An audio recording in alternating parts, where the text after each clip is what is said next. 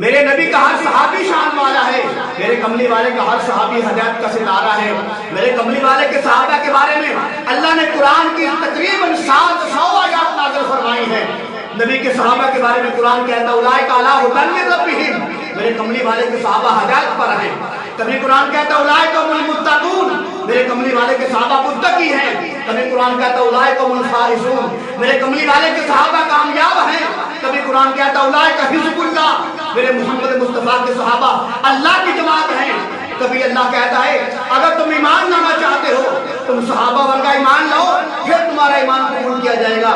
میں انشاءاللہ العزیز عمر بن خطاب کی شان پر چند حدیثیں آپ کو سنانا چاہتا ہوں۔ اللہ کے پاک پیغمبر نے فرمایا دیکھو عمر بن خطاب کی شان، دیکھو عمر بن خطاب کا مقام۔ اللہ کے نبی نے فرمایا لو کان بعدی نبی کے لکان عمر، میرے کملی والے نے فرمایا اگر میرے بعد کوئی نبی ہوتا تو عمر بن خطاب نبی ہوتا۔ ایک اور حدیث سن لیجئے، میرے پاک پیغمبر نے فرمایا عمر بن خطاب کی زبان پر اور دل پر اللہ نے حق جاری کر دیا ہے۔ ایک اور حدیث مبارکہ سن لیجئے، میرے کملی والے نے فرمایا میرے بعد اللہ نے حق کو عمر بن خطاب کے ساتھ جوڑ دیا ہے۔ ایک اور حدیث مبارکہ سن لیجئے، عمر بن خطاب کی شان میں اللہ کے پاک پیغمبر نے فرمایا عمر بن خطاب وہی ہوتا ہے جہاں میں پسند کرتا ہوں اور میں وہی ہوتا ہوں جہاں عمر بن خطاب پسند کرتا ہے۔ ایک اور حدیث مبارکہ سن لیجئے، جابر بن عبداللہ کی روایت ہے۔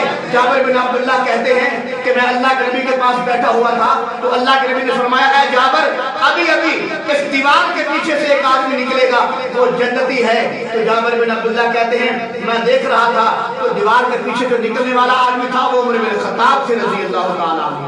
ایک اور حدیث مبارکہ سن لیجئے، عمر بن خطاب کی شان میں عمر بن خطاب رضی اللہ تعالیٰ عنہ فرماتے ہیں کہ جب میں عمرہ کرنے کے لیے جانے لگا میں اللہ کے نبی کے پاس حاضر ہوا کہ یا رسول اللہ میں عمرہ کرنے کے لیے جا رہا ہوں مجھے اجازت دیجیے۔ تو عمر بن خطاب کہتے ہیں اللہ کے پاک پیغمبر نے مجھے اجازت دی، مجھے الوداع کیا اور ساتھ یہ کہا کہ عمر اپنی طرف اشارہ کر کے کہا عمر اس بھائی کو اپنے دعا میں یاد رکھنا۔ ایک اور حدیث مبارکہ سن لیجئے، عمر بن خطاب کی شان میں اللہ کے پاک پیغمبر نے فرمایا عمر بن خطاب کی وجہ سے اللہ نے اسلام کو عزت عطا فرمائی ہے۔ ایک اور حدیث مبارکہ سن لیجئے، عمر بن خطاب کی شان میں اللہ کے پاک پیغمبر نے فرمایا جس راستے سے عمر بن خطاب گزرتا ہے وہ شیطان راستہ چھوڑ دیتا ہے۔ ایک اور حدیث مبارکہ سن لیجئے، عمر بن خطاب کی شان میں میرے عزیز بھائی اللہ کے پاک پیغمبر تشریف فرما ہے، صحابہ بیٹھے ہوئے ہیں، عمر بن خطاب بھی بیٹھے ہوئے ہیں۔ میرے کملی والے نے پوچھا بتاؤ آج تم میں سے کس نے جنازہ پڑھا ہے؟ عمر بن خطاب نے عرض کیا یا رسول اللہ آج میں نے جنازہ پڑھا ہے۔ پھر اللہ کے نبی نے پوچھا بتاؤ آج تم میں سے کس کا روزہ ہے؟ عمر بن خطاب نے عرض کیا یا رسول اللہ آج میرا روزہ ہے۔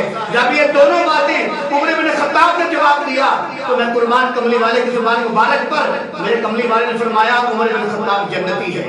ایک اور حدیث مبارکہ سن لیجئے، عمر بن خطاب کی شان میں اللہ کے پاک پیغمبر نے فرمایا عمر کے غصے سے بچو، جب عمر ناراض ہو جاتا ہے تو اللہ بھی ناراض ہو جاتا ہے۔ ایک اور حدیث مبارکہ سن لیجئے، عمر بن خطاب کی شان میں اللہ کے پاک پیغمبر نے فرمایا میرا عمر موت کے بعد یعنی کہ مرنے کے بعد ایسے ہی ایمان پر رہے گا جیسے وہ زندگی میں ایمان پر تھا۔